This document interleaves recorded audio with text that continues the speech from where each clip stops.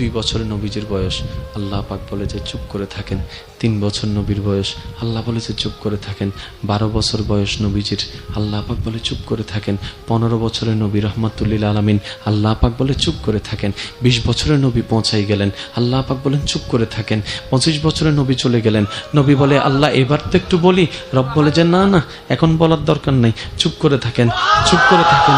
এদিকে দিলা 63, তোর মধ্যে চলে গেল 20, আর আছে মাত্র অল্প। এদিকে চলে গেল 25, আরও আছে অল্প। এবারে নবী রহমাতুল্লিল আলামিনের বয়স মোবারক 30-এর কোটায় পৌঁছাই গেল। নবী বলে আল্লাহ এবার তো একটু শুরু করি, রব বলে যে না না চুপ করে থাকেন, সময় হোক আমি বলবো।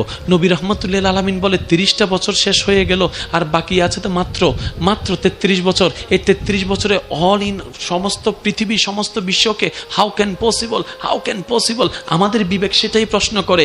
এবার নবীজির বয়স মোবারক 39 বছরে পদার্পণ করলো।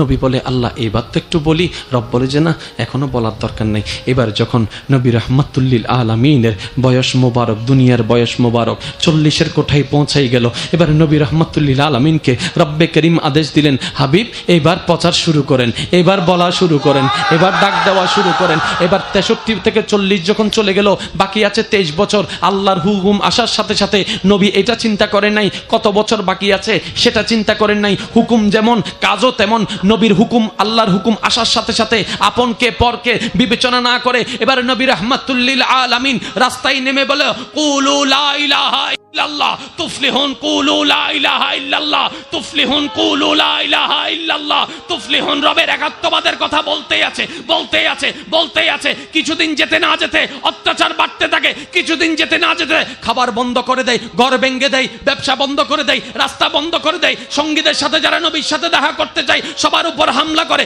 ঘরের উপর হামলা করে, বউয়ের উপর হামলা করে, মায়ের উপর হামলা করে। কাফের অত্যাচার বাড়াতে থাকে, নবী প্রচার করতেই আছে। কাফেরদের হামলা বাড়তে থাকে, নবী প্রচার করতেই আছে। কিছুদিন পরে আল্লাহর হুকুম চলে আসলো। এবারে নবী নিজের মাতৃভূমি মক্কা ছেড়ে হিজরতের পথে মদিনার দিকে চলে যাওয়া শুরু করলো, মদিনার দিকে যাওয়া শুরু করলো। মাত্র কয়েকজন সঙ্গী নিয়ে মদিনায় চলে গেল। কিছুদিন পরে বিশ্ববাসীকে অবাক করে মক্কার দিকে যখন নবী আসা শুরু করলো, একজন নয়, দুইজন নয়, 10,000-এর বেশি মুসলমান।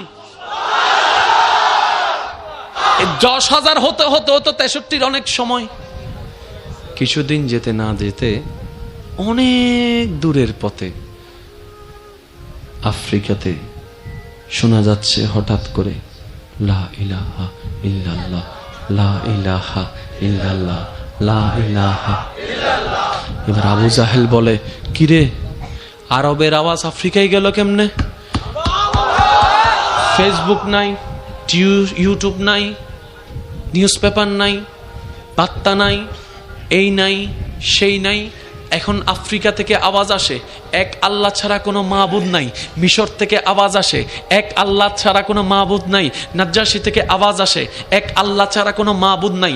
ইন্ডিয়া থেকে আওয়াজ আসে এক আল্লাহ ছাড়া মাবুদ নাই। এবার কুফফারগণ ভাবনায় পড়ে গেল, আরে এত বাঁধার পরও আওয়াজটা ছড়াই গেল কিভাবে? অল্প দিনে এত মুসলমান হলো কিভাবে? রব্বে করিম বলে আমি জগৎকে জানাই দিতে লাগলাম, আমি জগৎকে দেখাই দিলাম। জায়গা বেশি হলে তোদের সময়ও বেশি লাগে। আমার মুস্তাফা কারো মতো না। আমার মুস্তাফা যা পারবে তোরা তা পারবি না। আমার মুস্তাফাকে এটা দিয়ে প্রমাণ করাই দিলাম। 23 বছরে ইসলাম সারা বিশ্বকে ছড়াই দিলাম।